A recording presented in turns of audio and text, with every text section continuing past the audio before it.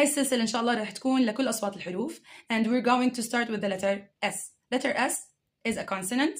It sounds S. The name of it is S and the sound is S. The keyword is snake, snake, and this is the shape of the mouth when we say S.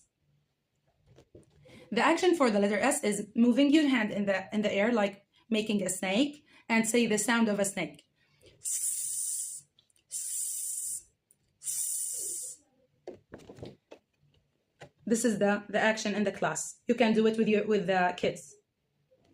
S. S is for snake, sun, strawberry.